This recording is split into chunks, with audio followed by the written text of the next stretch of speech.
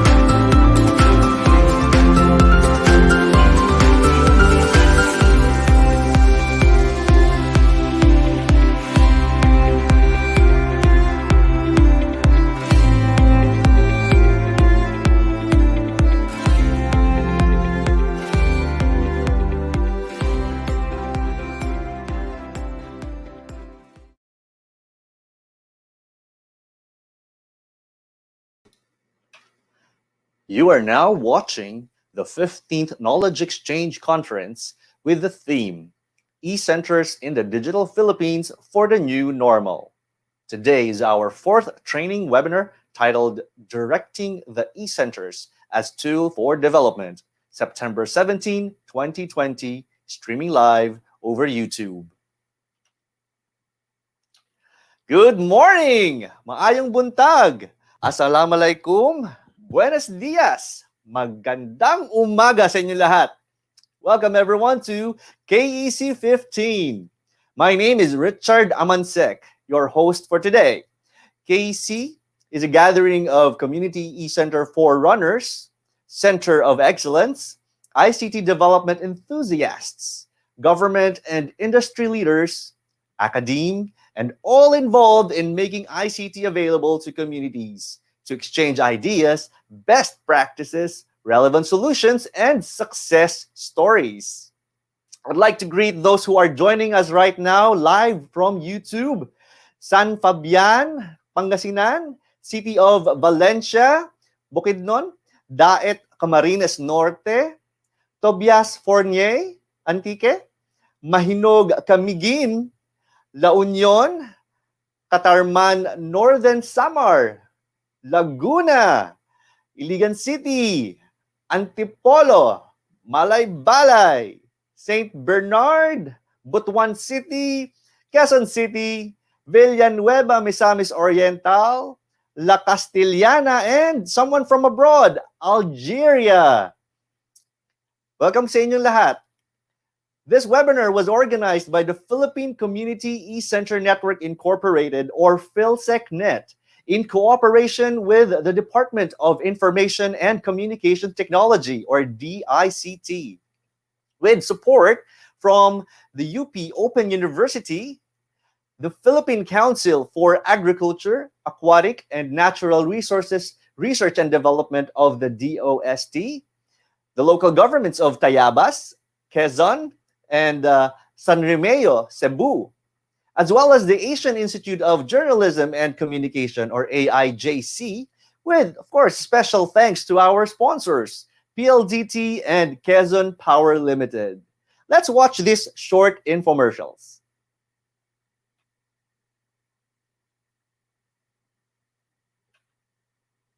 Mahigit sa 20,000 na ang confirmed ng PPE. Isa sa ilalim na ang Metro Manila sa...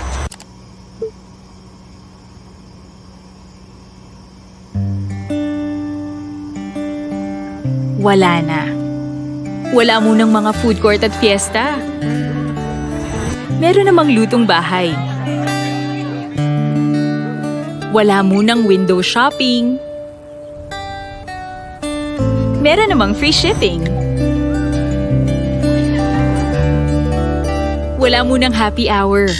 Pero may isang oras pa. Tulog pa tayo. Wala muna yung aircon at only coffee sa office. Pero andyan yung dream office mate natin. Biruin mo, wala munang quiz night, band night, samgyup night, pati videoke night. Pero meron ng time sa family night. Wala na munang pasyalan, wala na munang bakasyunan.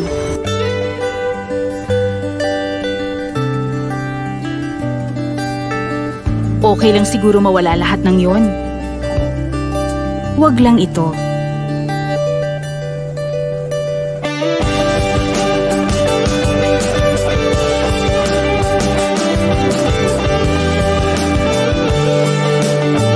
Kasi may mga bagay na walang kapalit. May mas mahalaga ba dito? Wala.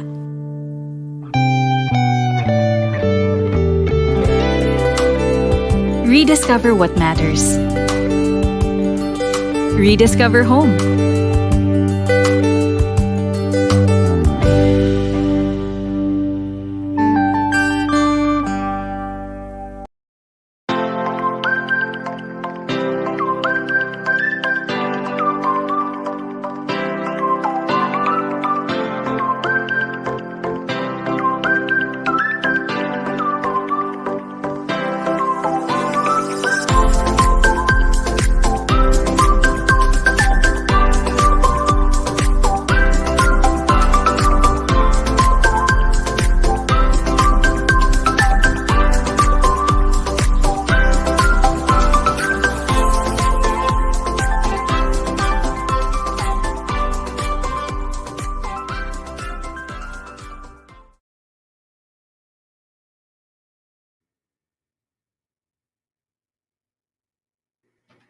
Magandang umaga, Luzon, Visayas, and Mindanao, and other parts of the world. Thank you for joining us today. Send the link to your colleagues, drop your comments, and make this 2-hour session interactive. This year, KEC goes virtual with a series of webinars every Thursday, 9:30 to 11:30 a.m. from August 20 to November 26, 2020. That's 3 months of knowledge sharing. These webinars are absolutely free. It is PhilSecNet's contribution to the country's fight against the COVID-19 pandemic through enabling, strengthening, and facilitating the digital transformation of communities. To join, all you need is to register just once for the entire conference. If you have not registered yet, please find the link inside the description box below. To participate in the open forum, you will need to post your questions through an open forum form. Please find the link inside the description box below. We currently have almost 200 participants in YouTube, and it may be difficult for us to pick up your questions in the live chat. So if you have a question for our speaker, please post your questions through the link below and not the live chat. Certificates will also be made available after providing us your feedback. It includes a short quiz to show how well you understood the topic, so please pay attention. The link to the feedback form is in the description box below, but will be made open towards the end of the webinar. We also will draw raffle prizes today, yes. And some of last week's prizes were not claimed, so we are adding them today. A total of 12 lucky winners are going to get stock cards worth 300 or 500 each. All registered participants from the opening webinar last August 20 until today have one chance to win for the entire conference. Of course, if you are an active PhilSecNet member, you are qualified to win again in a raffle draw during the General Assembly. That is next week, Thursday, September 24, 2020. To claim your prize, you must send an email to the secretariat at philsecnet.org before this webinar ends. Use the email subject, raffle claim, and then your complete name, and then your preferred network. That's Smart, Globe, or whatever network that is. Remember to send using the same email address you used to register. Again, you do not need to register for each webinar. You only have to register once for the entire conference. And you will receive a separate link to each webinar via email. All right, for today's webinar, we now come to leading part 2. This is regarding directing the eCenters for a tool for development. By the end of this webinar, participants are expected to implement programs and projects that aim to serve eCenter clients and perform its social responsibility. Implement an organizational coaching and mentoring program. And of course, demonstrate leadership in CEC programs and activities. Without further delay, please allow me to introduce you our resource person. Our resource person is the vocational school administrator and Tech4ED Center manager of Negros Occidental Language and Information Technology Center, or NOLIT-C. She completed her doctorate degree in philosophy, major in development management, at the University of Negros Occidental Recolectos, Bacolod City in March 2013. Her dissertation, entitled Competency-Based Training Program, Poverty Reduction Strategy, and this gained a high academic distinction and regarded as an outstanding dissertation. She's also an accredited assessor of the Philippine Quality Awards, an award-giving body in the Philippines focused on total quality management.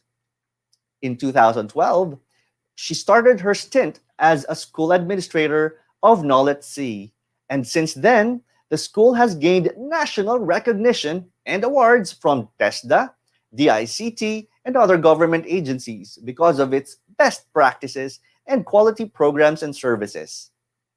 Knowledge Seat Tech4ED Center is one of the Center of Excellence recognized by DICT and has been a top performing center since its establishment in 2016.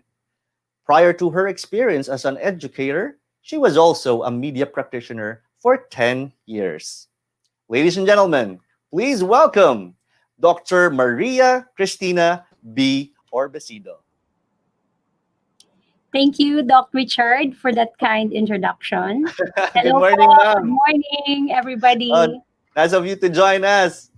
So, Yes, kamusta thank you naman for po the kayo? invitation. Doing good, despite na under MECQ po ang Bacolod City. MECQ. Yeah. I think Laguna naman is MGCQ. Oo, Mukhang mas binalik po mataas kami. yung Mm-mm. mas mataas yung Binalik. restriction sa inyo, no? Mas mataas. Oo. Right. Well, I hope everything is still in order, and good thing you are able to find the time to share some thoughts with our audience right now. Yes po, yeah. Right, so let's Despite of the situation, kailangan po nating mag-inspire at mag-share. I agree. Sige, ma'am, let's not wait any further. Take it away. Yes, thank you very much. Good morning to all our viewers. Magandang umaga, mayong aga, mayong buntag. Sa tanan nga nagalantaw subong sa aton, good morning from all over the Philippines and even abroad. So today, I'm going to share some inputs about our practices here at Knowledge Tech4ED Center. So Knowledge Tech4ED Center was established on March 1, 2016. And it has been recognized by DICT since its inception as a top-performing Tech4ED Center. And in 2018, we were given the award for Center of Excellence because of our exemplary performance and best practices. So this morning, I'll share to you guys some of our best practices worthy of replication. We wanted to help and we wanted you to learn from our experiences. So allow me to share my slides. Okay. So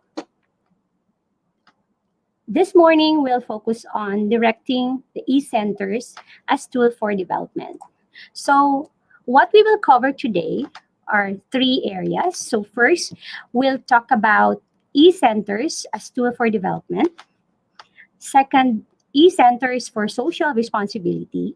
And the last one will be eCenters for coaching and mentoring program. We will discuss key concepts on leaderships, and I'll share some inputs and experiences regarding the operation and management of our Tech4ED Center. So let's start with this question. Are you a manager or a leader? Kindly scribble po yung answer nyo. Leader ka ba o manager? There's a big difference between a leader and a manager. Leadership may be hard to define, but in times of crisis like this, it is easy to identify. As the pandemic has spread fear, disease, and even death, national leaders across the globe are having a hard time, and they have been severely tested. Some have fallen short, some are in disarray, but there are those leaders who have risen to the moment. They have demonstrated their resolve, they have demonstrated their courage, empathy, respect for science, and fundamental decency, thereby trying to protect their constituents or their people. So that's the difference of a leader and a director or a manager. Most of our leaders really stand out during this pandemic. So if you're not a leader, you will not really stand out and you will be in disarray. So experts are saying that leaders truly influence while managers directs. So let's try to define some key concepts for us to really understand what is leading and what is directing. So leading is more on influencing, inspiring, motivating people, enabling people for them to bring out the best in them. While directing or managing is more on trying to come up with goals and objectives of your organization, trying to stick to the plan. So that's really the big difference between leading, managing, or directing. So here's some of the qualities of leaders and managers. So first, we'll see that leaders are, in a nutshell, normally agile. They're critical thinkers. They are creative thinkers. They love disruptions. They're not bothered with disruptions, and they even are excited about disruptions. While managers are those who are typically known for just sticking to the status quo. They control the risk, and they normally don't take the risk. This description, I really love this one. Leaders create fans, managers have employees. So when you're a leader, you will influence people, and you will have a lot of followers. You will have a lot of likers. So anything that you do, your followers will mimic because you emulate the qualities of a good leader. While if you're a manager, of course, your employees will follow you. Anything that you tell them, they will follow because you're a manager.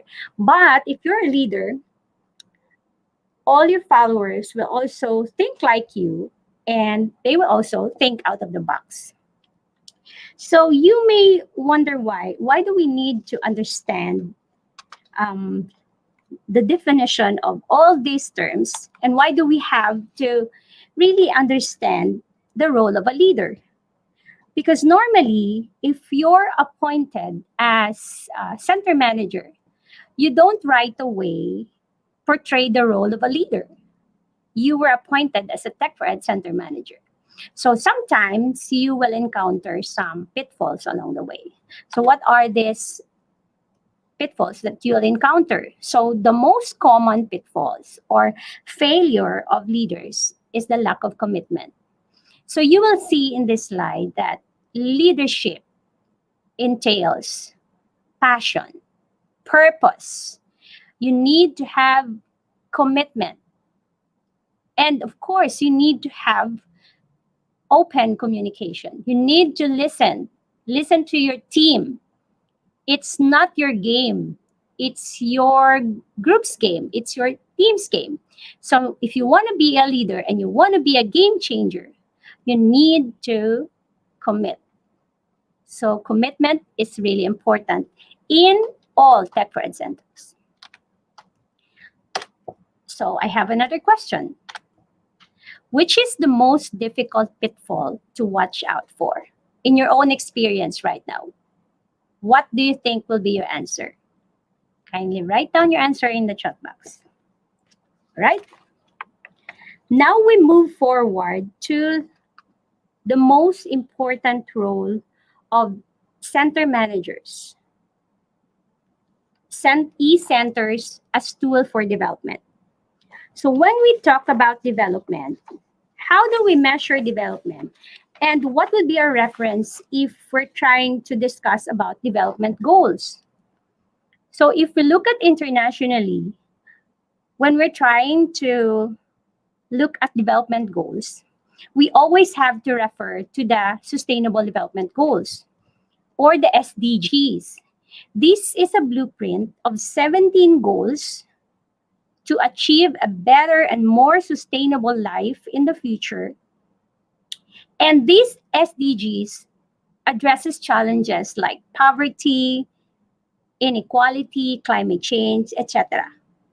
But if we go back to the core value of the Tech4ED Center, we will realize that we only have 3 value propositions.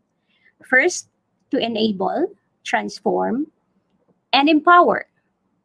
So if you look at eCenters as a tool for development, this goal is really huge and needs big effort. So let's try to crystallize this into micro details for us to really start to understand how do we come up with these goals and implement such under the core values of DICT Tech4ED Center. So we start with Empower. Eve Joguines is an ALS graduate. She's an LGBT. She's hopeless. She cannot get a job due to lack of skills. She went to Knowledge C Tech4ED Center, enrolled for contact center services, and underwent the training. And then afterwards, she was hired as customer service representative.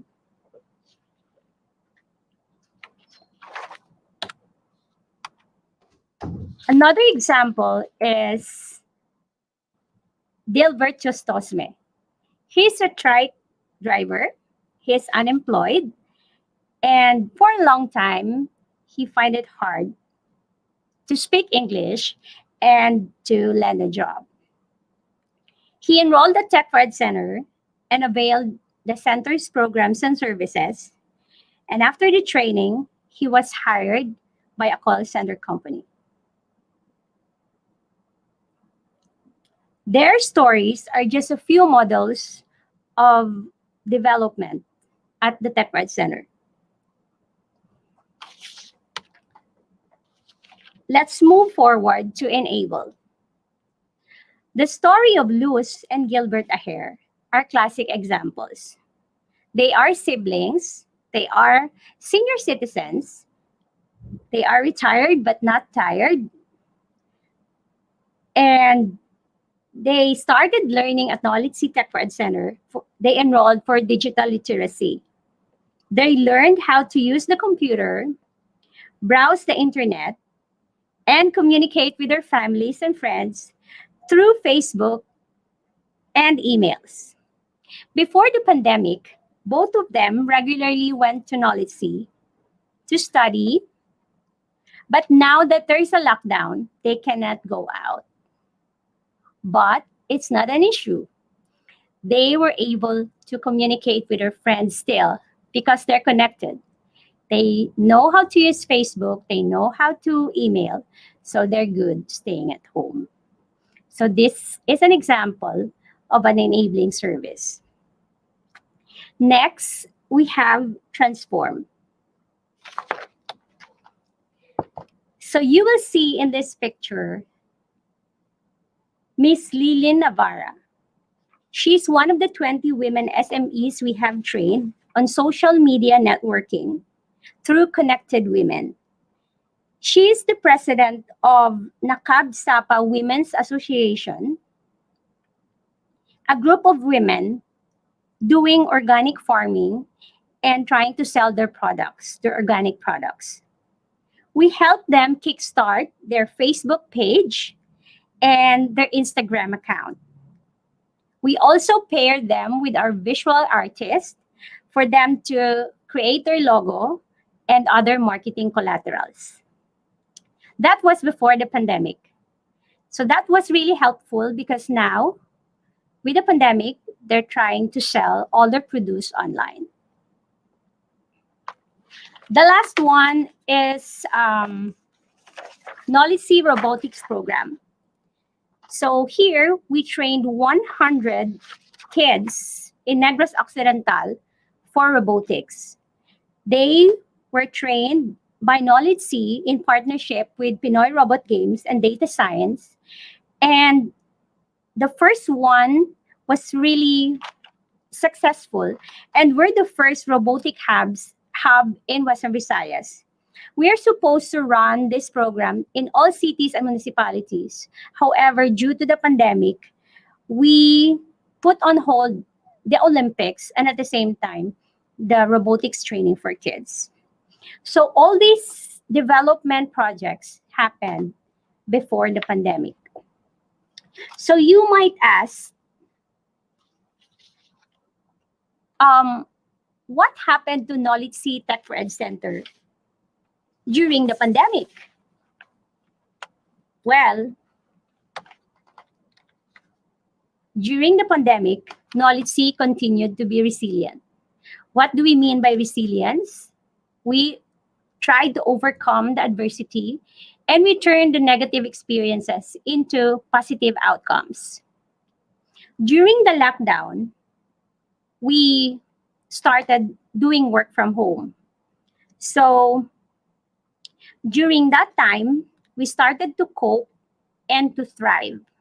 So coping took us a while because we need to map out everything. So during that time, we started to plan and we came up with knowledge sea recovery plan. So this plan was divided into 3 stages. First, we did plan out for survival, and then recovery and structural. So we aligned this plan to NEDA's recovery plan, and we started with our client survey, market research, and industry sharing and data analytics. So by then, Knowledge Sea Tech4ED Center pivot to the new normal. We started retooling our skills. So from March, we started doing webinars, not only attending webinars in the Philippines, but we also tried to retool our skills attending webinars outside of the country. We also shifted to online recruitment.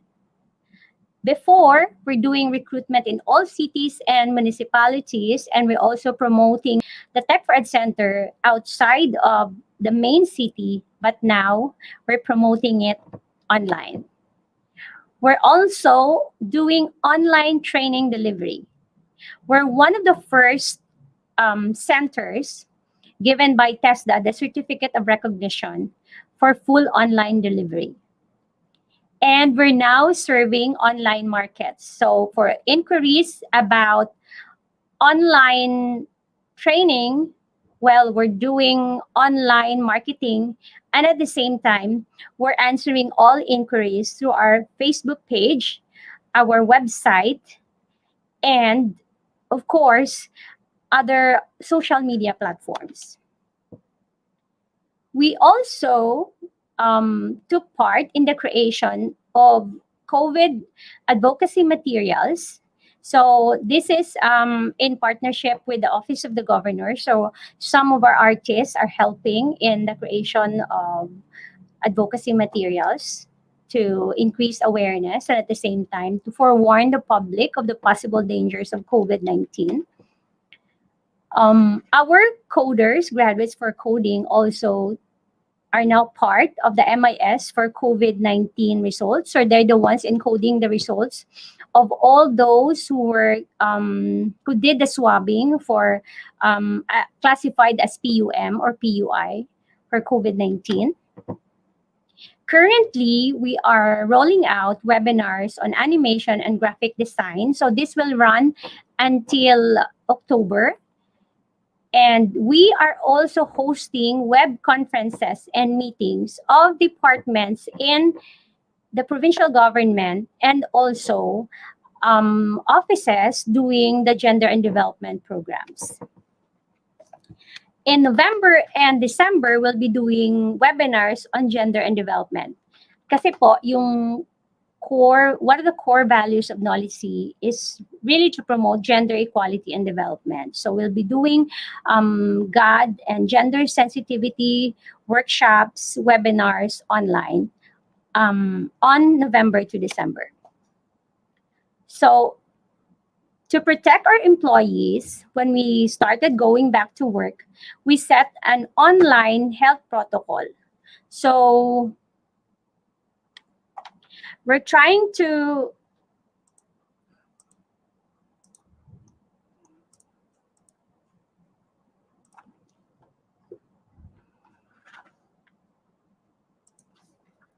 Yes po, we're trying to set online protocol. So we started po preparing some of our online system. We started the QR coding so that we'll do away with trying to fill out papers and pens, using papers and pens. So we started to transition to online health protocol every day so that we can protect all our employees.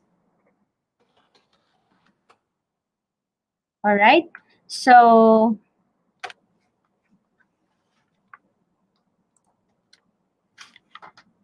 During the lockdown, we also did G Suites training for teachers, and we also did computer science education program for K-12 teachers. So ito po, we had more than 100 teachers who took part in the TVET training for teachers sa Google Education. They were given po the certification. So this is in partnership with DICT. So yung mga teachers po sa TVET, they were given certification, and they used the certificates to apply for the online training delivery, and also for the computer science education. This is trying to help naman po the teachers sa K-12. We did this project in partnership with Coders Guild for them to teach coding in grades 11 and 12. So the last initiative that we're going to launch is Knowledge Seekers. This is naman po is a helpline for our students and alumni. Of course, we all know that everybody is going through a lot of stress. So we want to open a helpline for our students and alumni para kumustahin sila if they're doing okay, and if they need someone to talk to, we can provide our services to them. Online po lahat ng to. Right? So moving forward to another big role of eCenters. This is social responsibility. So when we talk about social responsibility, this one is a big thing na naman. So DICT, in its campaign poster shown in their Facebook page and at the same time shown in our Tech4ED Center page, you will see that this campaign shows that the social responsibility of the ICT, that access should be given to all. It's not sana all, dapat all. So everybody, this is for everybody. So when you're saying about social responsibility, there's accountability, there's transparency, there's a respect to your stakeholders, respect for ethical standards, and respect for the norms of society. So yan po yung campaign ng DICT. At yan din po yung campaign ng Tech4ED Center. Access should be given to everyone. Next example is this one, Dexter Crisostomo. I love this photo. I just want to give credit to, I grabbed these photos from, of course, the Tech4ED Center Facebook page and from the ICT. So Dexter Crisostomo is a person with disability. He's an admirable one.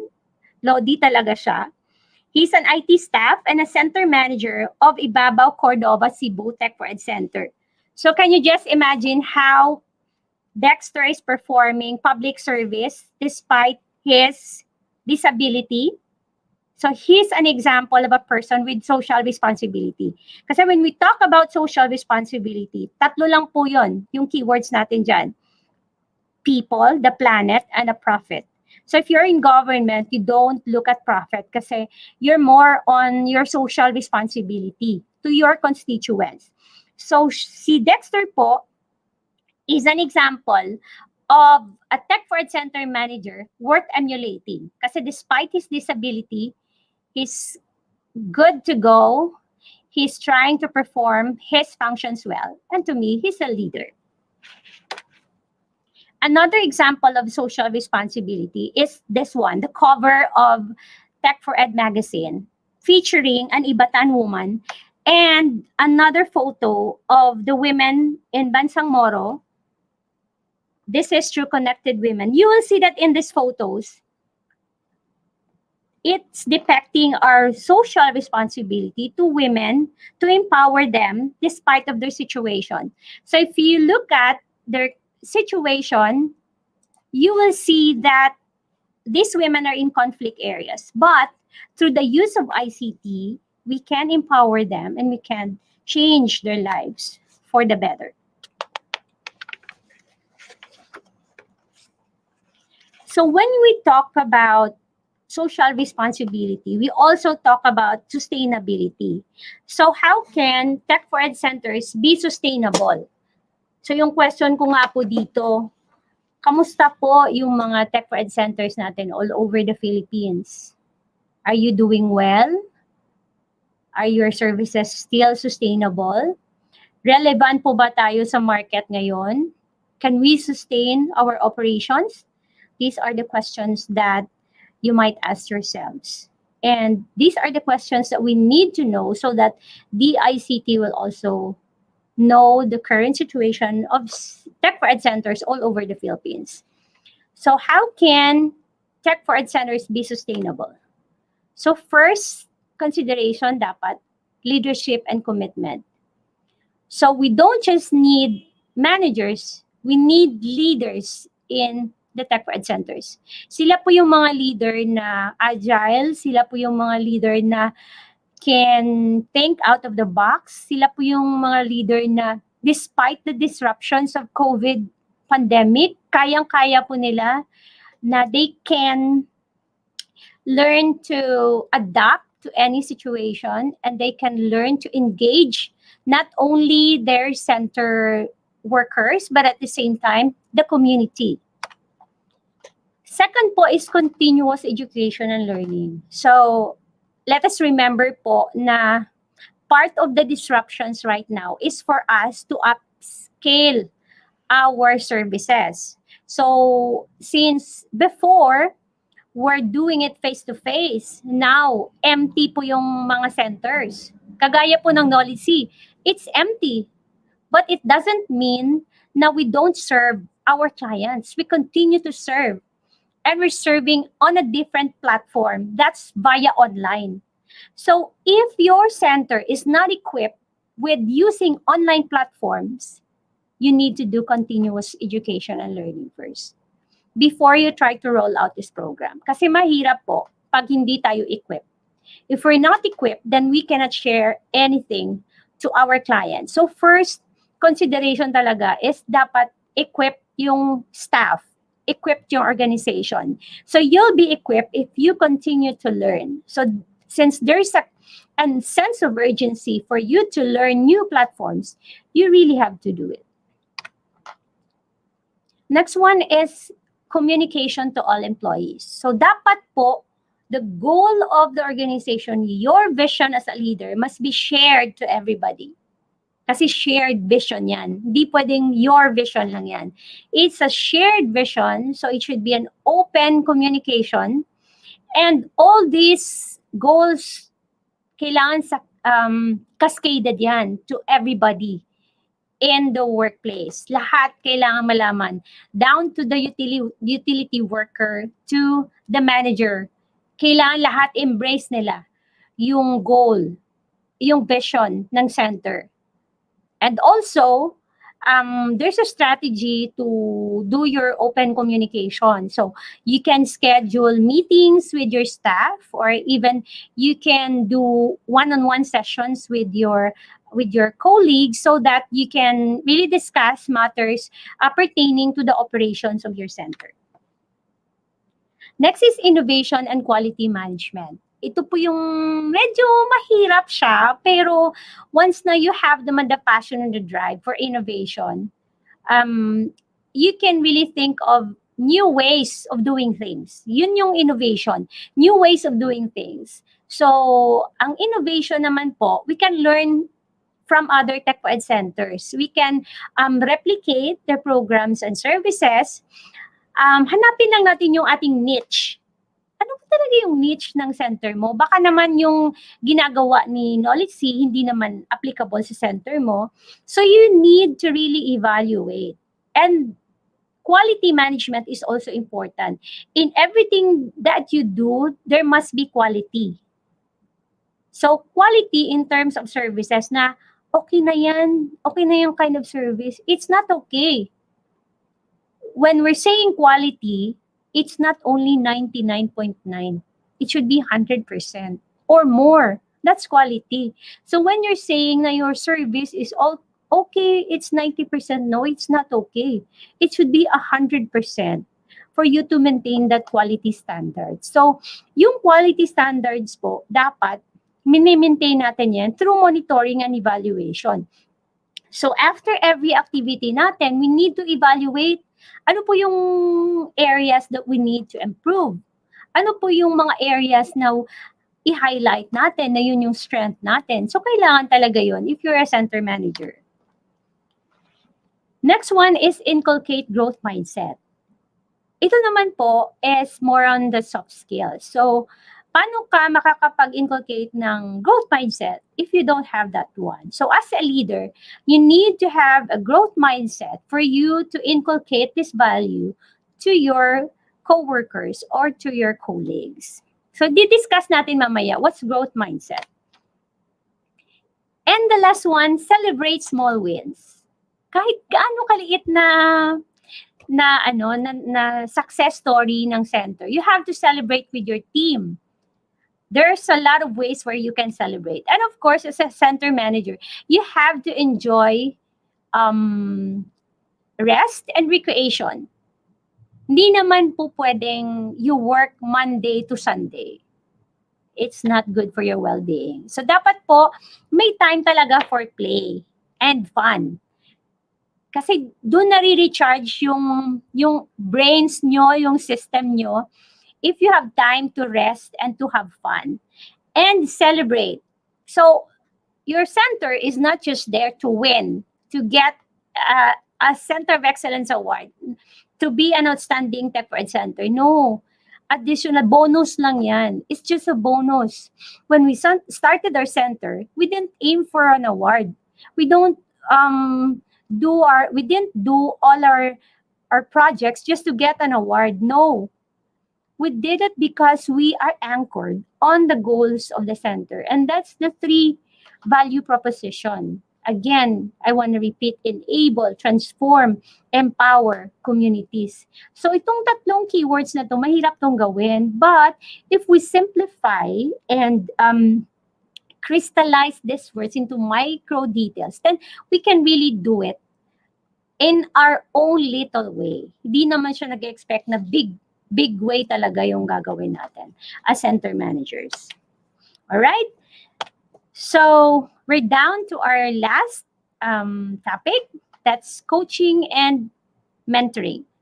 So, as a center manager, meron din tayong role na mag-coach at saka mag-mentor. So, just like us, we also are trying to mentor center managers in other cities and municipalities. So, one project that we did is yung training for center managers on gender sensitivity and English language proficiency. So lahat ng mga center managers ni-train namin so that we can boost their skills para ma-retool din sila and so that they can manage their centers well. So normally po, pag nag-coach tayo, if you're a coach or you're a mentor, you will encounter 2 common types of employees. Si Juana. Juana is brilliant. Magaling siya, articulate, nagpa-perform. Dito si Juan. Si Juan naman, he struggles with his feelings. Defensive siya. Negative siya sa mga feedback. So as a good coach, how are you going to manage these 2 common types of employees? So ano yung gagawin mo to be a good coach or a mentor? So you need to have an adaptive and continuous improvement mindset. So how will you do this? Keywords yan, ano yan, paano mo yan gagawin? So in our case, what we did is we did a workshop for growth mindset. Yun yung pinaka-effective way ng Knowledge C. We did a workshop to all employees for us to really understand what is growth mindset and why do we need to have growth mindset. And we need to strive to always be better than yesterday. So yung competition mo is not with your colleague. Your competition po is yourself. Ano po ba yung mga areas for improvement na dapat kong gawin to add value to what I'm doing? As a Tech4ED worker, as a government worker, how can I improve my standards? based on my performance yesterday. So when you're a coach and a mentor, constant po yung communication and monitoring. And you allow your mentee to make decisions, to think, to create, and make decisions. Coach nga ang tawag sa inyo kasi you're just there to guide and to mentor. So we also offer our services to those centers who would want to establish their own center. So we already have 2 interests sana na mag-open sila ng center. Kaya lang due to the lockdown, hindi po sila nakapag-open kasi nga there's a lot of problems they have to settle with regards to quarantine and to the spike of cases in their areas. So kailangan din po yung emotional intelligence. This is also important for a coach and a mentor kasi if you don't have a stable emotional intelligence, how can you be a good coach? You cannot really share what you don't have. So first, dapat you empower first yung sarili mo before you can be a good mentor to others. So, ang emotional intelligence po, siya na po yung isa sa mga soft skills na rini-require ngayon ng mga employers. So, if you will see sa criteria in the world matrix, makikita mo na ang emotional intelligence is part na of the standards of the top 10. Top 1 is critical thinking. So, dapat talaga for employees of this of the 21st century, dapat you're a critical thinker and a creative thinker. So, yun na yung pinahanap ngayon ng mga employers. So, right now, sinasabi nga ng mga experts, don't feel secured na you have this security of tenure. They were saying, I have a security of tenure. Wala nang makakapag-alis sa akin. I can stick to my job even if I'm a typical manager. No. Kasi po, right now, a lot of people are losing their jobs. Kasi po, you need to establish your value, your relevance. Relevant pa yung center mo? Eh, pag sinabi ni Mayor, wala na, hindi na relevant, close na natin yan. See? So if your center is relevant and your manager has this growth mindset, then you can still continue to exist. You can still continue to flourish despite the pandemic. So you just have to look at the current situation. Ano po ba yung pwede namin? Kasi if you have this growth mindset, you learn things in a different perspective. So kung may challenges ka, you have to try your best to grow and to change your mindset compared to having a fixed mindset na I don't want to grow, dito na lang ako, I'm a failure. So when you're having this growth mindset, isasabi nila na you win some, you lose some. Yun yung fixed mindset. Pero si growth mindset, you win some, you learn some. Kasi hindi naman all the time na nanalo ka, di ba? So you win some, you learn some. Ano yung learning natin kasi hindi tayo nanalo? Yun palagi yung attitude natin. That's how you see things. Positive, agile, leader. Yun yung kailangan. At saka, right now, tested talaga yung leadership. When you're a leader right now, you're being tested. How intelligent are your decisions? How strategic are your decisions? How critical are your decisions? Are there solutions to your decisions? Do you challenge the situation right now? Are you being challenged or are you the challenger? Are you the solution to the problems? Yun yung pinaka dilemma ngayon ng mga leaders. How do they go about with these challenges? And we've seen a lot of leaders who are in this array.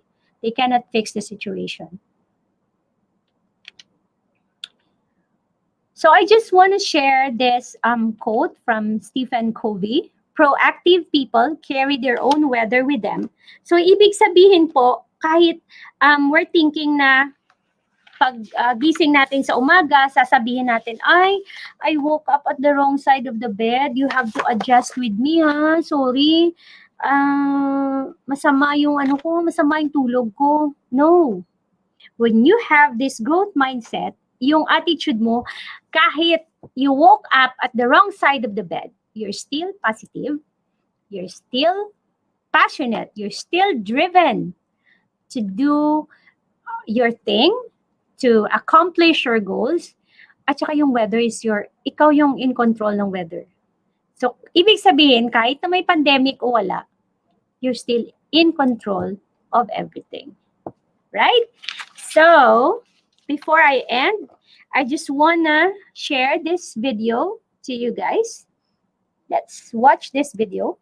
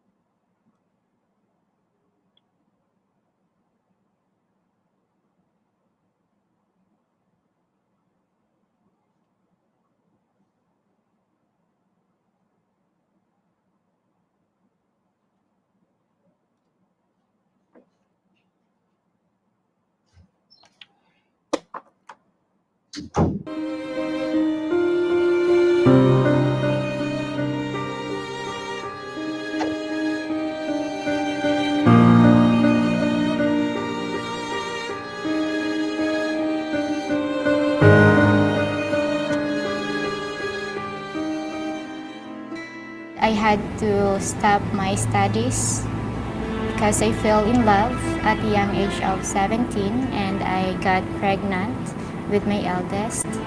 I got pregnant at the age of 16. His father abandoned us even before my son was born. Nagdako ako sa grandmother ko, tapos wala akong mama at papa, kaya separated sila since birth ko. I am a proud LGBT and a college graduate who could not land a stable job. I thought I made my Prince Charming, but suddenly it came to the point that he physically hurt me. It even come to my mind that I have to end my life. I tried to take pills and I tried to slash my wrists. I really was about to end myself. If I will give him a third chance, what if he will kill me by that time? So I was decided to end the relationship. I have 2 kids to take care of. I decided to borrow money from my elder sister to sell on the sidewalk. I sold fish balls, tempura, and inasal. Sometimes, kakapoy na gid paminsaron kag ubrahon.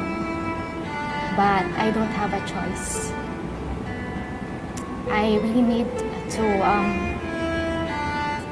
take this, and I really need to be alive for my daughters. My cousin told me that there is a training that offers free call center training, and that is Knowledge C. In the course of the training, I was introduced to a Tech4ED program that has LEAP embedded in it. We had speaking exercises, typing exercises, and right now, I am proud of myself because of that training. It improves my self-confidence. It boosts me a lot. And by the training, it also gives me opportunity to change my life. And I will not achieve this life without the help of Knowledge C and of course the Tech4ED program. And now, I am thankful because Knowledge C and Tech4ED program gives me the opportunity to help and boost my confidence. And also, I am now working with Panasonic, and I am now promoted as Escalation Resolution Department team. And also, a part of that, I am joining the first ever Panasiatic dance group, and that is ACES.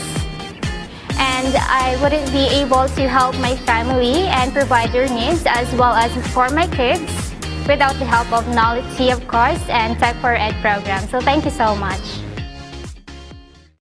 Sa kamutungan time, pertigit ka budlay kay ti nang nagdako ko sa akong lula. Tapos, wala na chance na makabalik ko sa eskwela. Minsan, gusto ko ang eskwela. 3 years old, guro akong bata. Nag-start ko baliya sa igadalan sa mga prutas. Tapos, nang kogis sa agalipod sa mga pamahaw, nang magyan mga maulanan kapag mainitan. Tapos, sunod ako na akong bata. May login offer ang city naman na mga iyak-testa. Tapos, nag-school ako, massage therapist. Nag-ubra ako. Pero, ang income, hindi man stable. Hindi may time nga wala client. Gadako na akong bata. Siyempre, college na sa kapangita ko sa income na arang mapa-school ako sa college. Samtang ka Facebook ko, nakita ko ang Knowledge C nga free training para sa call center. Kag nabatian ko man nga kung gaobra ka sa isang BPO company, okay ang sweldo. Amo to nga nagkato ko sa Knowledge C kag pa-interview. Kag nag-training kag tungod sa LIP kag sa Tech4ED. Kabalo ko mag-construct English, tapos mag-gamit computer. Kaya di, second year high school lang ko, sa una wala yung computer. Iska na nung makapudlay, wala ko nag-give up. Kaya tungod, para sa akon, amo na niya chance nga makakita ko sa stable nga obra. Kag para nga ma-providean ko nga akong nga bata sa iyang mga kinahanglanon sa iyang mga pag-eskwela. And now, I am a regular employee of ICOR Philippines. And thanks to Knowledge C Tech4ED Center, I have now redeemed my self-esteem. Now, I am starting fulfilling my dreams and the dreams of my son. Ako langgit ko sa lola ko. Kang eskwela ko, do medyo mainggit ko sa mga iba nga estudyante kay tungod nga sila may ginikanan nga every family day. Tapos ako wala. Kasi nakagraduate ko high school. Wala ako naka-eskwela college kay tungod nga kulang sa financial. Bilin ka sang nanay mo. Pagbatas mo, bilin ka lang. Tapos nagubra sa ibang nga tao. Papa ako nakilala ko within mga grade 6 na ko kay ginambal sa akin nga napatay na ng papa ko mo. Di syempre ako gasyuman ko yung patay. Gakadtom ko sa patio, gasindi-sindi. Sila na upod kami tatlo, wala sa birthday ko. Pero si Papa never na nag-attend nga sa birthday ko. Bali, ang lola ko ang naging inspirasyon ko sa tanan. Magbugtaw ko sa mag-eskwela ko. Ako ang gapanglabas ang uniform ko. Ako galuto sa pagkaon ko. Eskwela ko sa una elementary.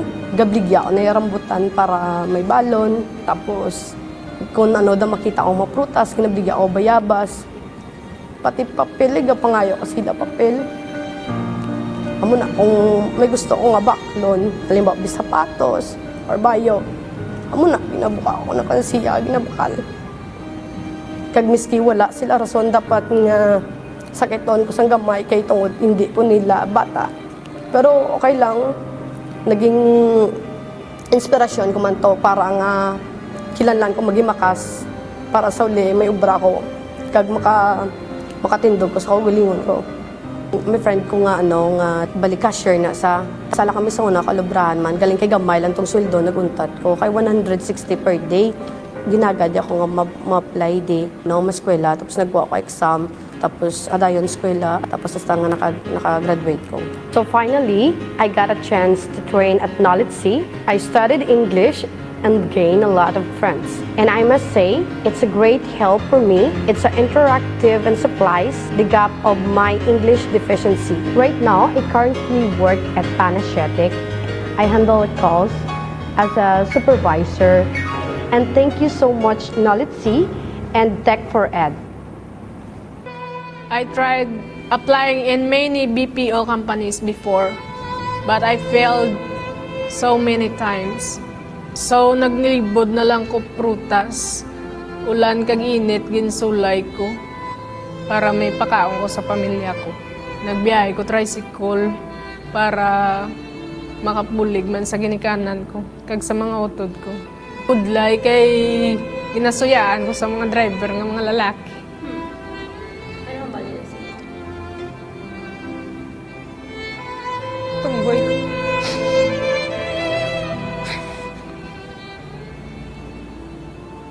Ginpangita ko sila nga iskan tumboy ko, mabuhay kong pamilya ko.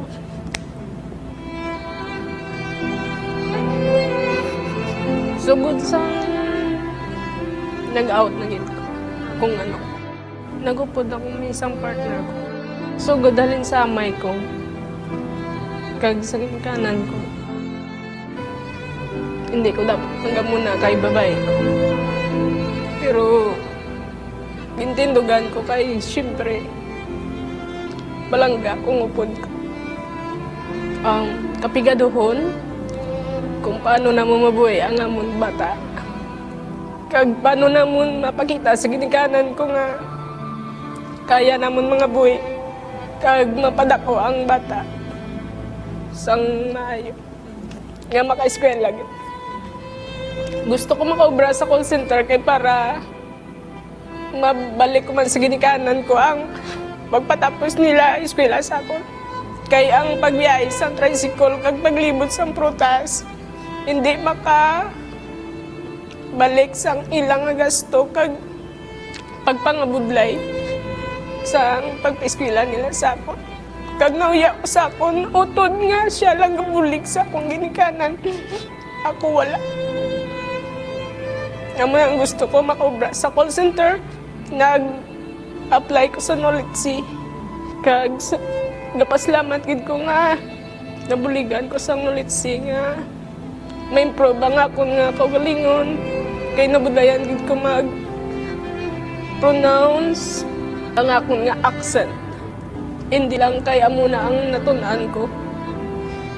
Natunan ko kung paano mag-obra sa isa ka call center. Kag kung paano mag-sabat sa mga interview. Basta importante, matapos na mo ng eskwela ang Knowledge. Yung pamatian, makami sa hamong pangamuyo kay nakasulod ang partner ko. Kag biskan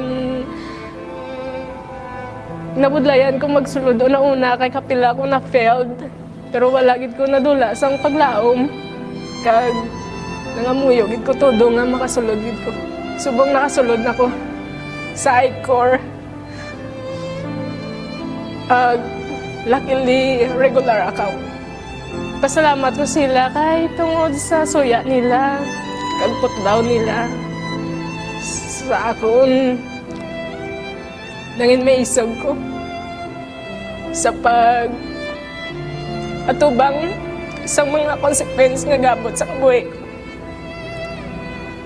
Pasalamat gid ko sa Knowledge, sa Tech4ED, nga may ara nga pareho sina nga eskwelahan sa mga tao nga pareho sa akon nga biskan nakatapos college pero kulang sa skills. Nabuligan nila nga ma-develop kung ano man ang kulang sa akon para makakita sa mayong obra. I can now lead a happier and more fulfilled life with my family because I have a decent job. Thank you, Knowledge Tech4ED Center, for giving me hope and bringing out the best in me. Knowledge Tech4ED Center enables women. Knowledge Tech4ED empowers women. Knowledge Tech4ED transforms women and the communities.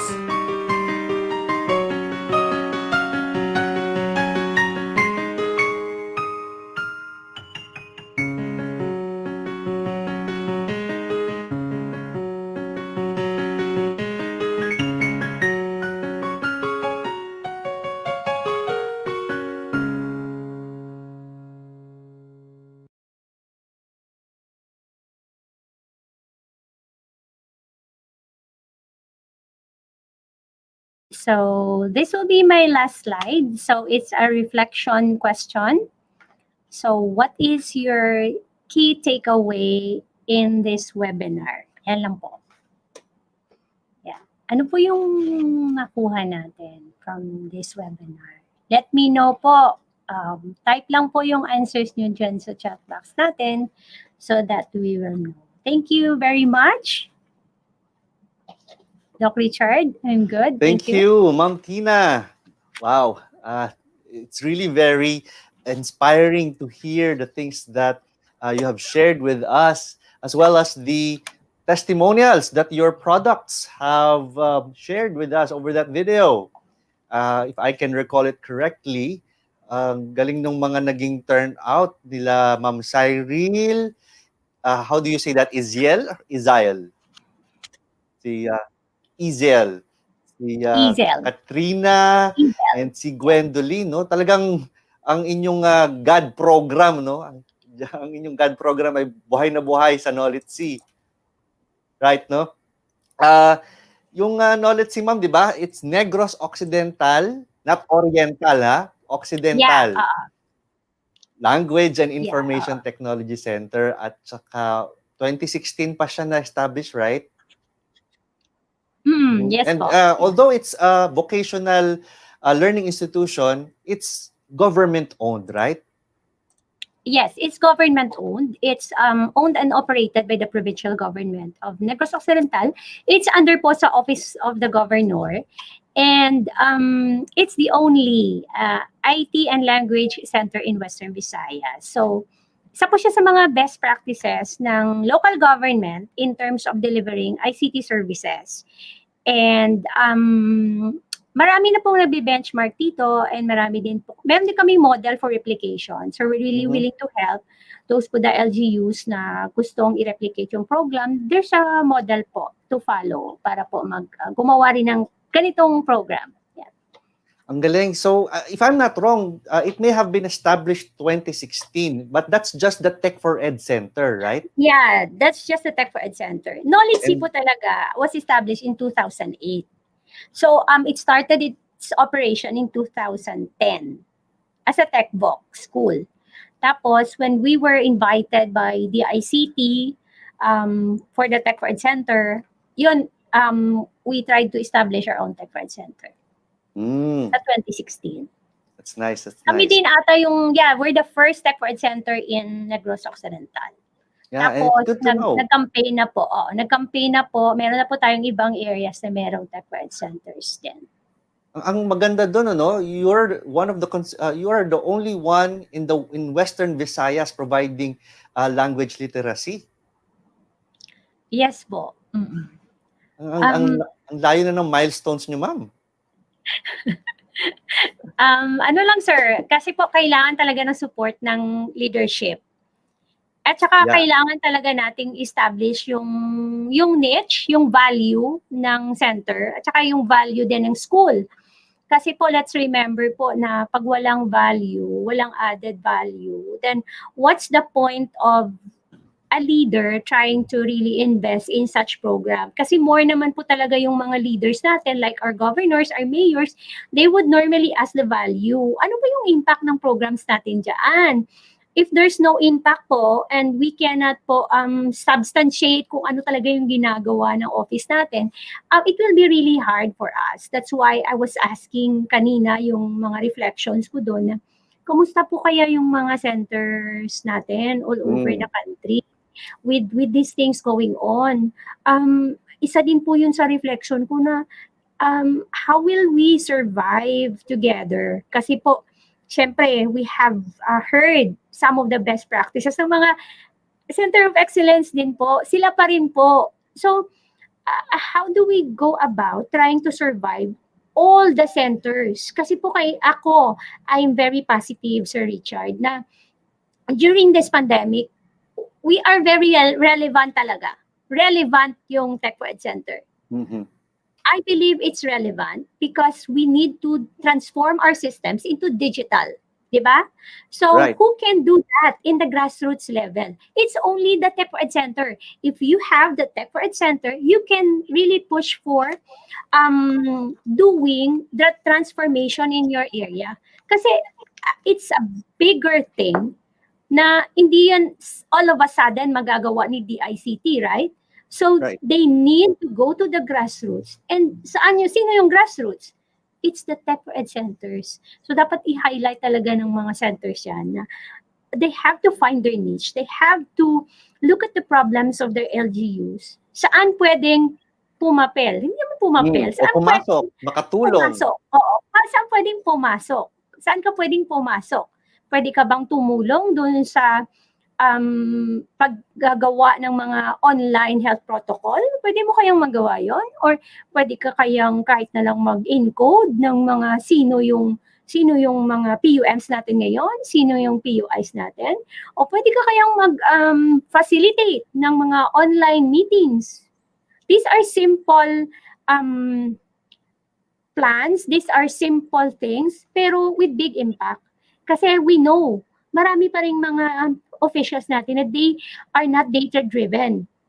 They don't know how to use social media platforms. They don't know how to be connected. So yan na yung chance ni Tech4ED Center, pasok ka dyan. Kasi yan yung niche mo, pasok ka dyan. Ikaw yung gawa ng intervention. Ikaw yung then you increase your value. Diba? Kasi we're looking at if this will be the worst case scenario, wala na talagang tao yung center. Yan na po yung worst case scenario. Walang tao sa center kasi we're not allowed face-to-face. And how long will it take us to go back to the normal? We're not certain. Di natin alam. Because as of yesterday, there's 30 million na. So, looking at this kind of data, hindi na to it's beyond our control. So we just have to find ways, creative ways, and we need to think critically on what to do with our center. So yun yung, I'm very excited to share our initiatives kasi I want to help other centers po. Kasi they might, baka nasa stage pa lang sila po ng survival. You know what I mean? Ano kaya yung magiging ways namin to survive? So I hope that we have attendees here na nasa stage na ganun and they can learn from our experience. So una po dapat talaga magplano sila. They have to plan it out. They have to think po, gawa po muna sila ng SWOT analysis. Gawa sila ng risk assessment. Yun yung ginawa namin, sir. Hindi kami right away come up with our recovery plan. Brainstorm muna kami ano po yung possible risk na mangyayari. At saka ano yung magiging action natin dun sa risk. Kami din yung gumawa ng solution. Yun yung pinaka-complicated dun when you do planning, you identify the risk. At saka ikaw din yung gagawa ng solution. So that's how your brain works dapat as a center manager. Ikaw yung but all these things will not just come from you. It should be a collaboration. You have a fans club, you have your club, you have your followers, you let them think. And a lot of ideas are coming from your followers. A lot of creative ideas are coming from your followers. And I think the word that you used to describe that is leadership, no? Yeah. You mentioned earlier, leaders create fans. And managers has employees. So gusto ko yun, no? Kasi yung ability to influence, that's leadership talaga eh. Yes. And your center probably is where it is right now because of its leadership. Congratulations, ma'am. Thank you po, sir. Yeah, thank you. Thank you for the kind words. You also mentioned earlier that with all these challenges and adversities, we need to turn these negative experiences to positive outcomes, no? And yung term na ginamit nyo, may resilience, right? Yeah. Resilience. Kasi baka hindi pa familiar yung iba nating viewers, ang iniisip nila sa word na resilience ay silence. It's not being silent, no? Resilience is being able to overcome adversities. Yes. And dapat siguro lahat ng centers ganito, para yung mga medyo hindi pa alam paano papasok dun sa mga problema ng kanilang mga LGU, ito yung kanilang gawin. And sabi nga ni ni Ma'am Tina, is you perform your SWOT analysis. as we also have mentioned in the previous webinars, we make our decisions driven by data. And I agree. I agree, ma'am. Kailangan natin siyang i-address scientifically. And hindi pwedeng kung ano lang yung gusto natin or ano yung tingin nating uso. Yes po. Hindi din po pwede mag-copy lang tayo kasi yung 'di ba, yung isa doon sa mga qualities of a manager, they just copy. We don't just normally copy po. Pwede tayong mag-replicate and we do it on our own way. Kasi po sometimes when you copy a project may not be applicable in your own area. Kasi yung project ko for example, hindi naman magiging applicable yun sa project ni Cebu or project ni Mauban, 'di ba? So iba-ibang niche yun. So meron tayong mga centers na yung niche nila agriculture, 'di ba? Yung sa amin naman yung niche talaga namin is IT. So yun talaga yung niche namin, IT at saka yung sa gender. Doon kami naka-focus. So if we go back to the SDGs, Sustainable Development Goals, hanap lang tayo doon kahit isa lang. Isa lang. Hindi naman lahat, 'di ba? It's a perfect world if we try to achieve all those goals. But what we're trying to do is really to align our goals with the SDGs. So hanap lang tayo, no to poverty. Ano ba yung pwedeng magawa ng center mo to address the issues of poverty? O for example, dun sa conflict areas in Mindanao, ano yung pwedeng magawa ng center mo to attain peace? Even in the areas lang na covered ng center mo. Yung mga ganun, sir. Right. That's very true, no? So, yung mga bagay na ito, no, may kinalaman din yan sa mindset, di ba, ma'am? Yes, sir. Yan yung pinaka-importante. There's a question about ano pa talaga yung quality, pinaka-number 1 quality. Para sa akin, sir, growth mindset talaga. Yun talaga yung pinaka-quality. Kasi if you have a growth mindset, kahit na problematic yung situation, kaya mong i-turn yan into something positive. Na, di ba? Kahit na, ay, hindi tayo nanalo. Talo na tayo, no. There's a learning curve kung bakit hindi pa kayo nanalo, di ba? Yes. There's a reason. There's a waiting time. So, if you're agile, if you're a leader with a growth mindset, you would always think of the lessons learned. Dun sa every thing that's happening in your current situation. Correct. So, a center probably can think about among the 17 SDG, ano ba yung pwede nilang i-adapt? And then, best practices from other centers. Alin ba sa mga best practices na yun na applicable sa amin? I mean, I think what we're saying here is okay lang kumopya. Okay lang na mag-adapt. Then, if you adapt something that's applicable to your setting, siguro, ang isang pwede nating idagdag ay attribution.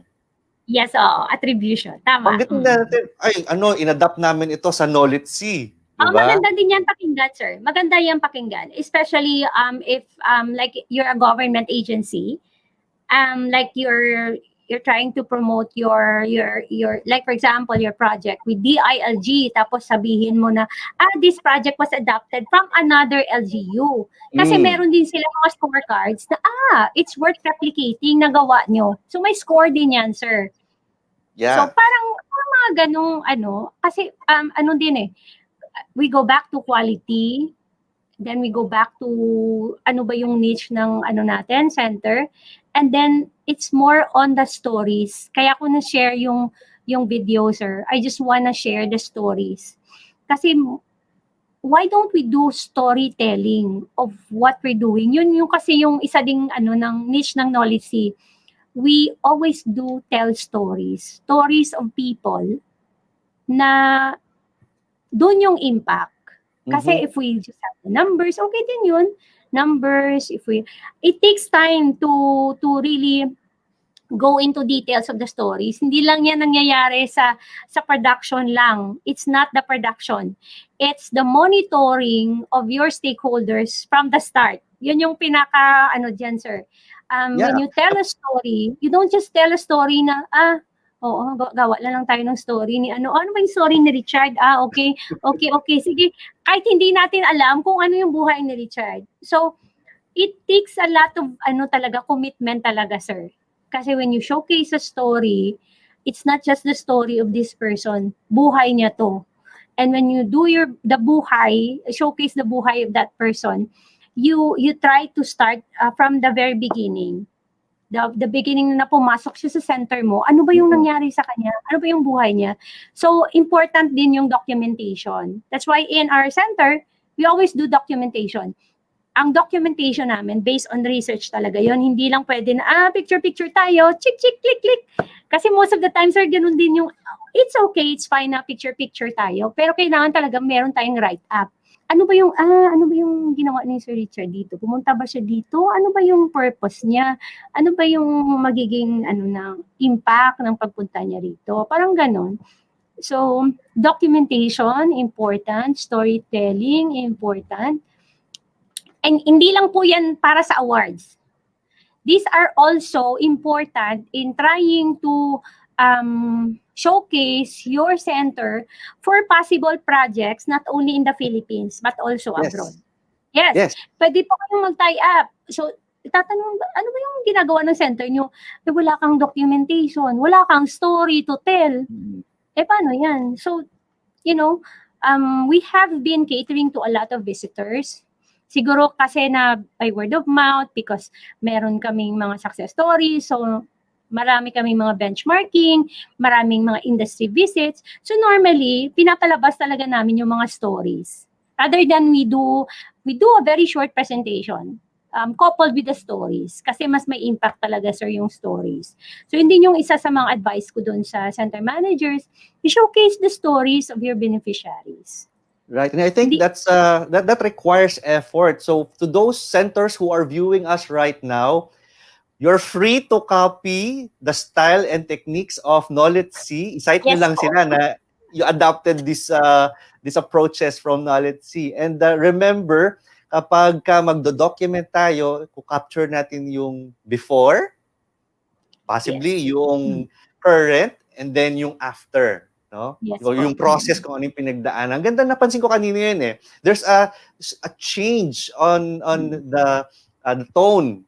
Nung umpisa yung mga sinite nating testimonials, medyo parang mababa pa yung kanilang mga confidence levels because they're just starting off. They're already being thankful, pero madadama mo mababa pa yung confidence level nila. Then, after stating what they have gone through with Knowledge C and the things that they have learned, they are able to share their success story, and this time with a higher confidence level. Kitang-kita talaga yung difference ng dalawang yon.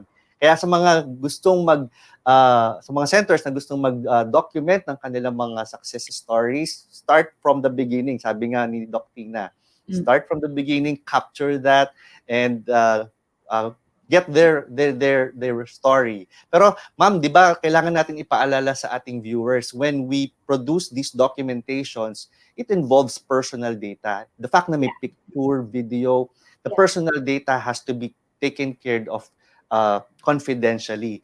And likewise, yung ating mga viewers ngayon, when you capture this information, remember the basic rules ng data privacy that you either collect this. Dapat talaga natin yan. Exactly. Yung collection ng data is either legally based or may consent nung personal information owner, or what we call the data Privacy Act. Compliance with the Data Privacy Act. Yes. Yan din yung maganda dahil naka-tie up tayo sa DICT, di ba?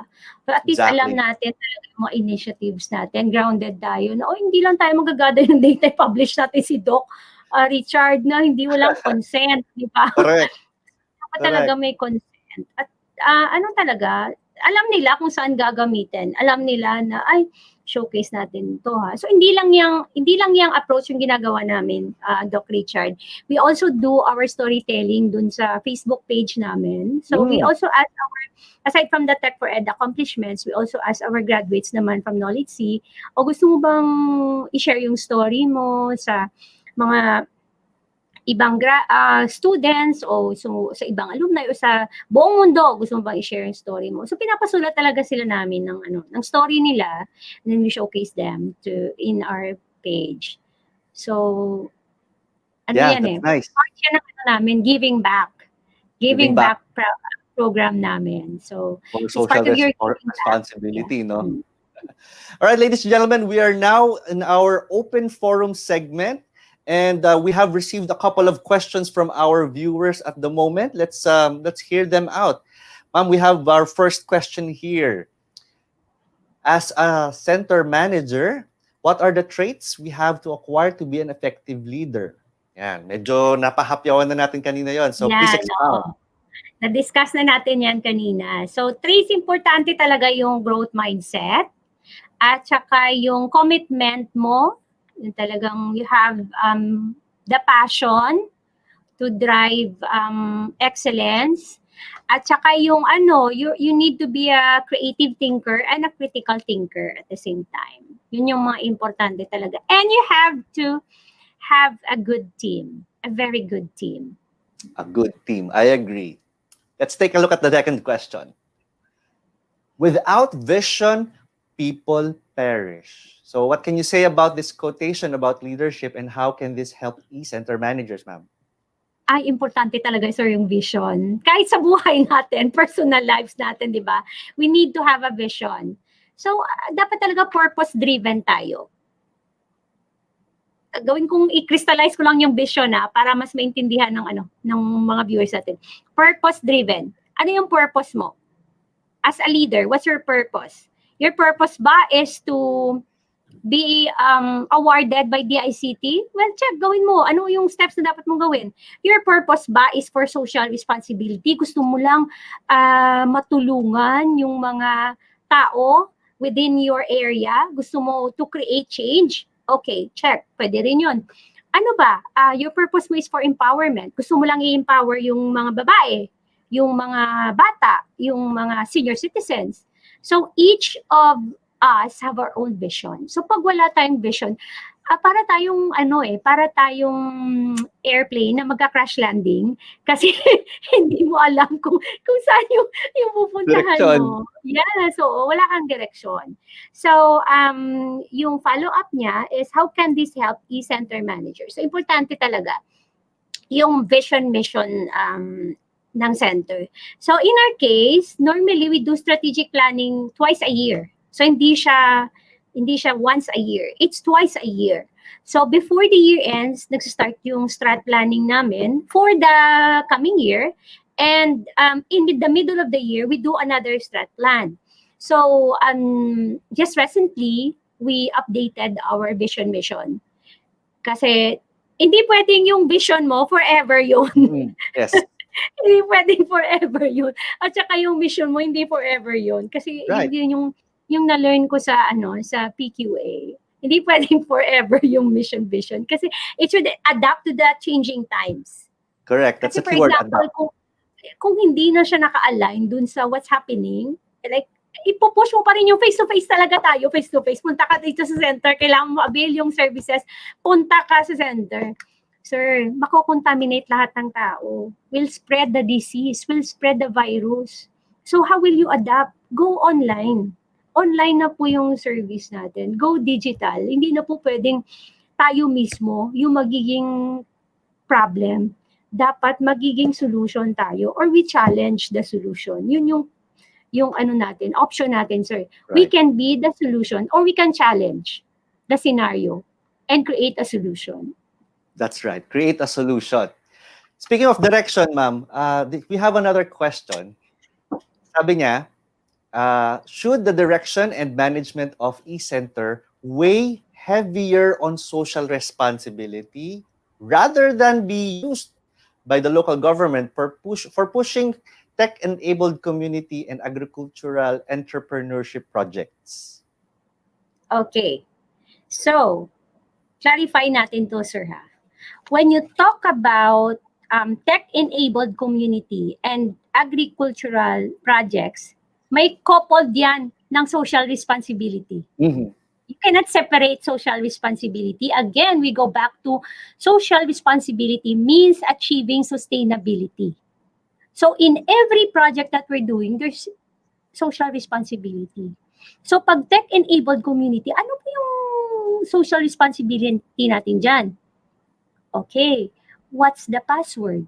hindi yan hindi yan all access pag may password tayo. 'Di ba, sir? Kapag wala na tayong password kasi all access. Remember mo during that time na unang ni-launch yung Tech4ED Centers, 'di ba? Meron pa tayong yung hindi pa tayo maka-access right away kasi meron tayong code na yung key. Oh, yeah. So 'di ba naglabi tayo Okay. nung wag na tayong magganyan kasi parang wala tayong Okay, binibigay na wala tayong binibigay na access. Yun yung claimor ng stakeholders. So when there are stakeholders, there's social responsibility. So yung direction natin, ma'am, continue with the tech-enabled community and the Agri-InTech project. Think of the social impact. Ano yung social responsibility from that project? You cannot separate that one. Kasi po, in every project, you have to analyze what's the social impact, what's the economic impact, what's the financial impact.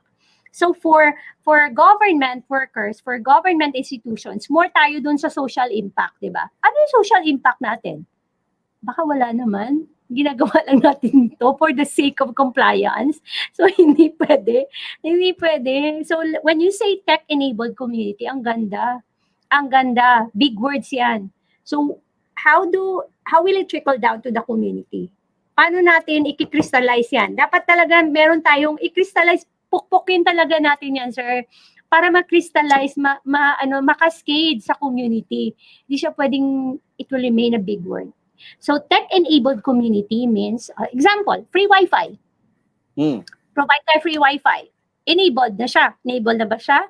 What's the password? Hindi pwede yun kasi yung stakeholders natin should not ask for access. If you are trying to promote digital inclusion and access, meaning, I don't ask for an access. Yeah, open. Dapat all, hindi sana all. Sana all, no? Kasi sinasabi nila sana all, hindi. Dapat all. Dapat all. Lahat talaga, sir, when we're talking about access and inclusivity. Diba, sir? So, mahirap talaga yung mga keywords na yan. Very challenging talaga yan. So, ang ginagawa na lang natin, we crystallize it into minute details para at least ma-coin natin siya dun, ma-align natin siya dun sa mga projects natin. Just like these projects, like Agri-InTech project, meron talagang social responsibility yan. Responsibility nyo sa stakeholders nyo, just like the farmers.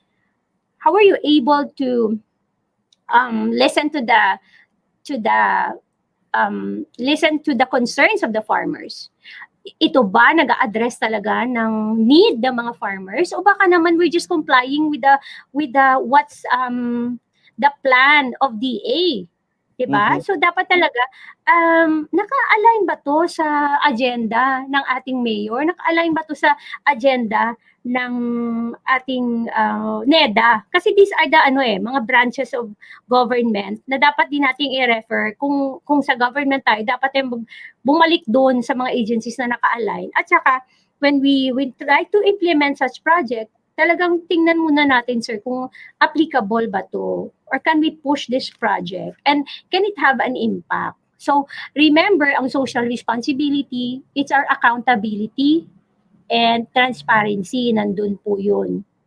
So, coupled yan ng accountability and transparency. Yes po. Exactly. So, in essence, what you're saying, ma'am, is itong mga activities na naiisip natin gawin has to be aligned with the purpose ng center. So, purpose-driven nga. That's very, very important. I think we are down to our questions 5 and 6. Let's see question 5. Sabi niya, paano po magiging leader ang isang tao kung high or short-tempered pero influential? Okay. Short of saying, masungit siguro to. That's from Ma'am Teresa Bustillo in Butuan City. Hello, Ma'am Teresa. Hello sa mga taga-Butuan. Yung kasi, I was sharing about emotional intelligence, di ba? So, I'm always a believer na every person naman has the heart to change talaga, di ba? For the better. So, yung control po ng ating temper, it's a choice. Your mindset is a choice, my choice. If you wanna be angry, gusto mong magalit, gusto mong magmura, it's your choice. But you also have the choice to contain your anger. Meron tayong tinatawag na anger management. Relax muna tayo. Bigyan mo muna ng hug yung self mo. Pag medyo galit ka na, relax muna. Wag mo nang maingay. So, Ingat. yeah, Breathe. relax. When something is not going in the right way, for example, meron tayong mga technical issues, relax. Kaya natin to. Maya-maya ma-resolve natin yan. So, you don't just panic. So, panic behavior, siguro yung sinasabi ni ma'am, na short temper siya, high temper siya, kasi panic behavior. So, pero influential, so that's a very good quality. Yung pagiging influential mo, kasi again, we go back to our fans club. If we are leaders and we have influence, then we can try to convince people na gawin ito, they follow us, and then you have a very strong leadership na. So you just have to contain, kasi hindi naman tayo perfect. We're not perfect. And we do not expect to be perfect. So we have our imperfections. Lahat tayo may imperfections. So how do we go about our weaknesses? We just have to work it out. Work it out. Na you can just change the way you think, the way you behave, your mindset. Nasa atin pa rin yun eh. The control is within us. Mindset is a choice. If you want to grow, it's your choice. If you want to be fixed with what you're doing right now, if you want to be forever hyper or short-tempered, then may forever dyan, sir. But if you want to change your mindset, it's your choice. Mindset is a choice. Ma'am Teresa, we were responding to your question, not thinking na kayo yung short-tempered, ano? Yes, ma'am. Oo. Your question probably is regarding a person you know who you would like to be a leader kasi nga influential siya. Right. Maybe we are down to our last question.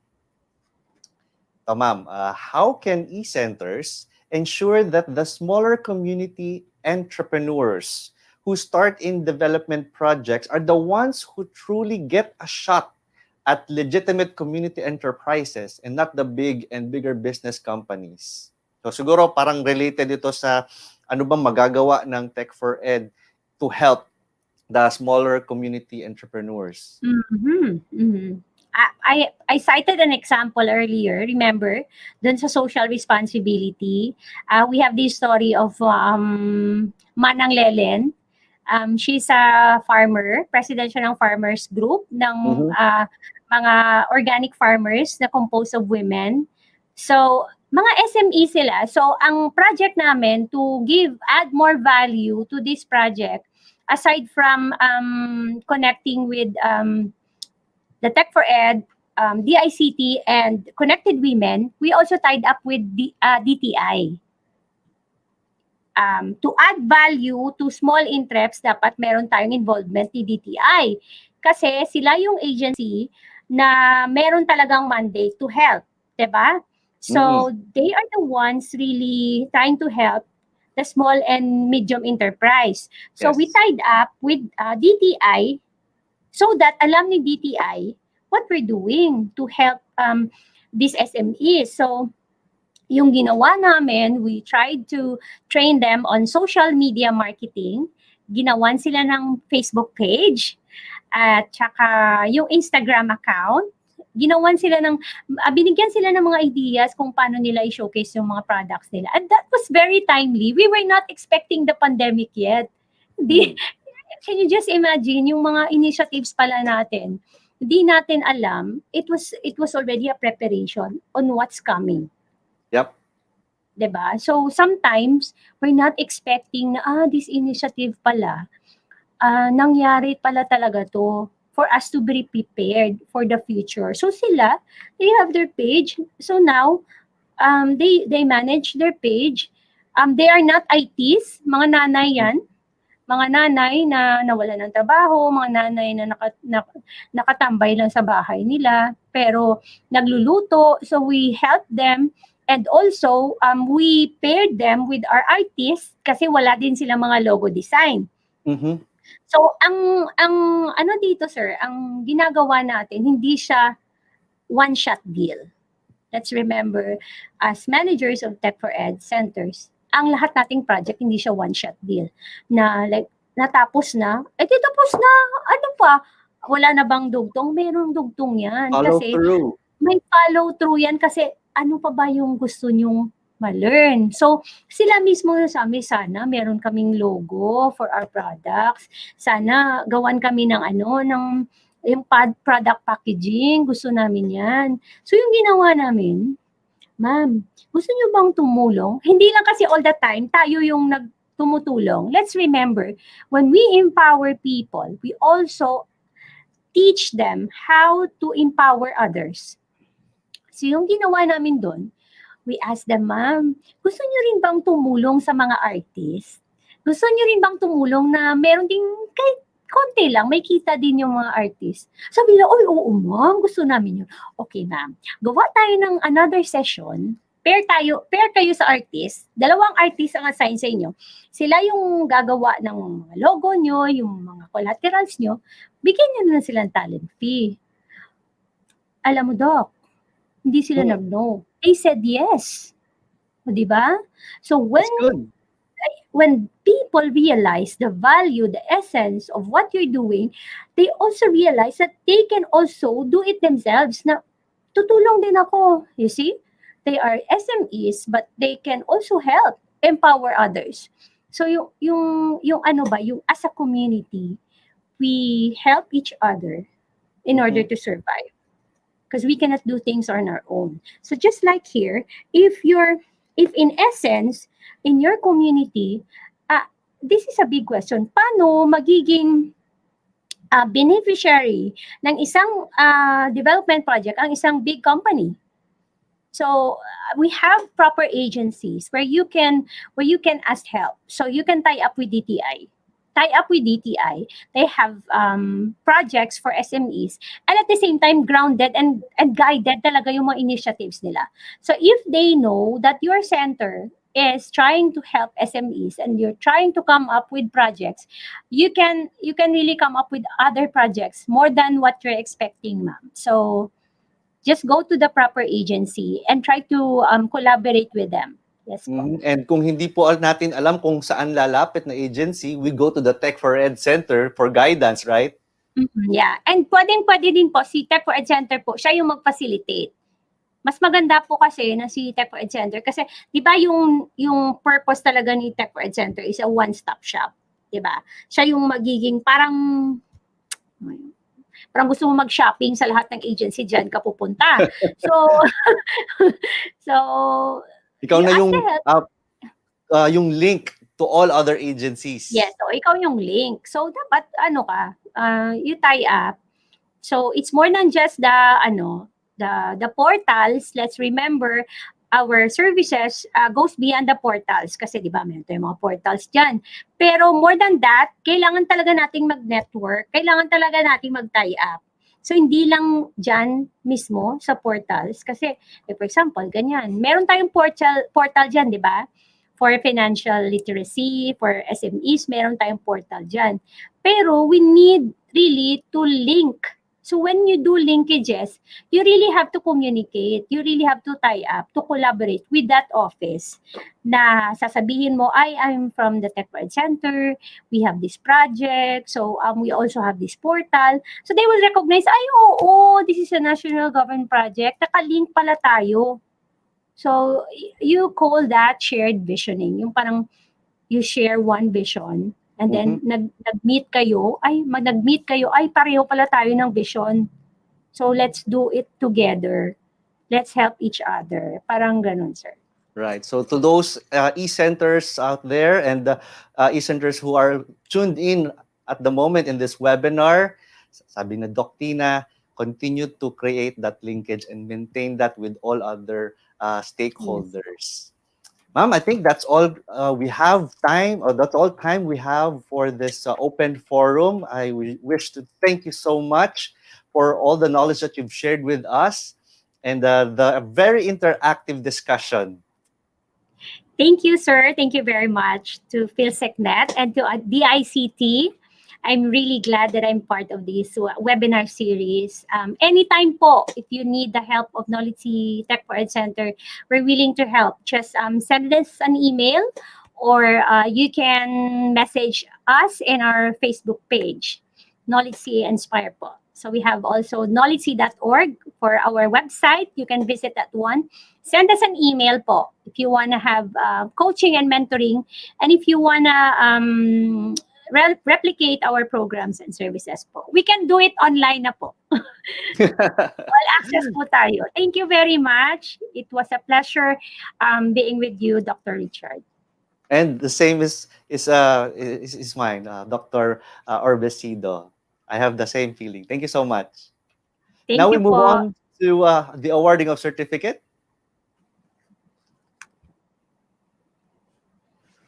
The Philippine Community eCenter Network Incorporated, for the 15th Virtual Knowledge Exchange Conference, eCenters in the Digital Philippines for the New Normal, awards the Certificate of Appreciation to Dr. Maria Cristina B. Orbesido in recognition of her participation as resource speaker in the webinar Directing, Managing, and Leading the eCenters as Tool for Development, live streamed on September 17, 2020 via YouTube.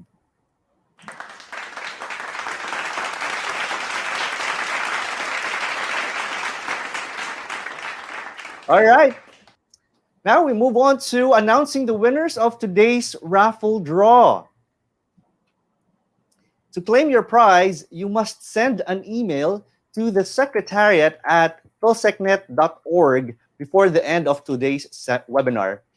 Use the email subject raffle claim and your complete name, as well as your network provider, such as Globe, Smart, and etc. Remember to send using the same email address that you used to register.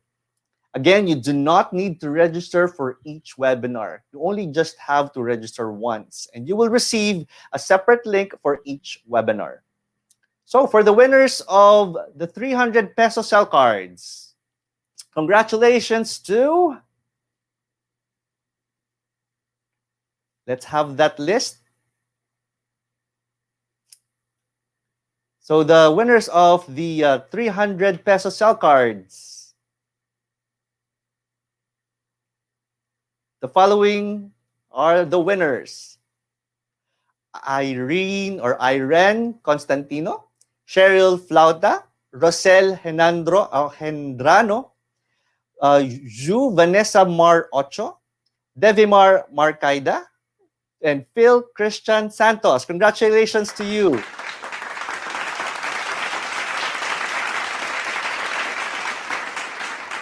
And for the winners of the 500 worth of cell phone loads, we have the next set of winners: Brian Esbert Go, Cesar Gupay Manalwap, Janet Palapuz, Rachel Celine Asaula, Marianne De Guzman, and Jose Benedict Camotes. Congratulations!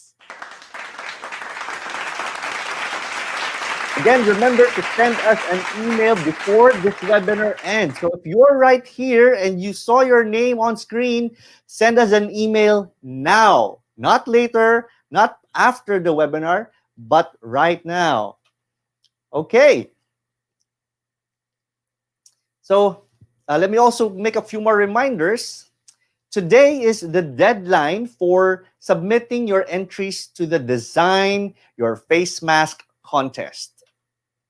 The Design Your Face Mask contest is going to give away worth 10,000 worth of cash prizes and cell phone loads. And that's going to happen next Thursday. Sorry, that's going to be given away when you won the face mask contest next Thursday. So today is the submission, or the last day of submission. And for you to join, you must be an active member. Active members mean that they have paid their membership fees and annual dues. So, Dr. Richard, can I still join PhilSecNet right now? Yes. Again, today is the deadline for submitting your entries, so you may want to be a member now. So next Thursday, we will also be having the set of new officers, but let me just go through the different mechanics of the face mask contest. So again, you must be an active member, and you should send a clear picture wearing your customized face mask, and this must be aligned with our theme. And the information required are complete name, your center name, or organizational affiliation if you're not part of a center. And mechanics number 4 is about the type of image that you should send. It must not have any digital effects. And we will be pre-selecting 10 finalists before the assembly next Thursday, as well as the webcam and lighting that you will be using next Thursday should be working so that we can showcase you if you are selected as a winner, as well as the face mask. So when you are announced as a winner, you must be wearing your face mask. And if not, or if you're not around, we will have to pass the prize to the next winner. All right, I hope everybody is all set with that.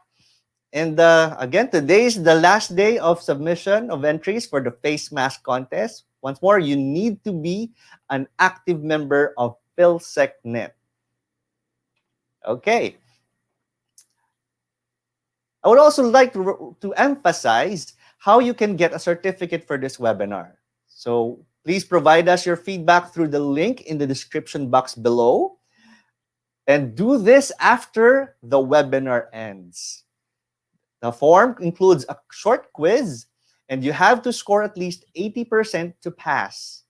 Your email address must be typed in carefully. And the reason why is because some certificates bounce back because the email address was spelled incorrectly. So be careful with spelling your email address. As we are getting a number of concerns regarding access to our evaluation link, please be advised that if you find it hard to access the site within the first 2 hours due to internet traffic, it would be a good option to access it later after 2 hours. For today's webinar, the evaluation site will be open until 11 p.m. But please try again after 2 hours if you are experiencing some network traffic issues. So, there you have it, ladies and gentlemen. This concludes our 5th training webinar titled Directing the eCenters as a Tool for Development. Next Thursday, we will have our PhilSecNet General Assembly. And this is, again, exclusive to PhilSecNet members only. If you are a PhilSecNet member, you should be able to receive an email with a link to Zoom. So we will not be broadcasting this over YouTube. It's going to be an exclusive meeting with PhilSecNet members only. As we come to close today's activity, please watch the closing video for a few more reminders. So that's it, everyone. This is the 15th Knowledge Exchange Conference with the theme, eCenter in the Digital Philippines for the New Normal, a webinar series from August 20 to November 26, 2020. Once again, my name is Richard Amansek, and thank you for joining us today. Bye for now, stay safe, and God bless.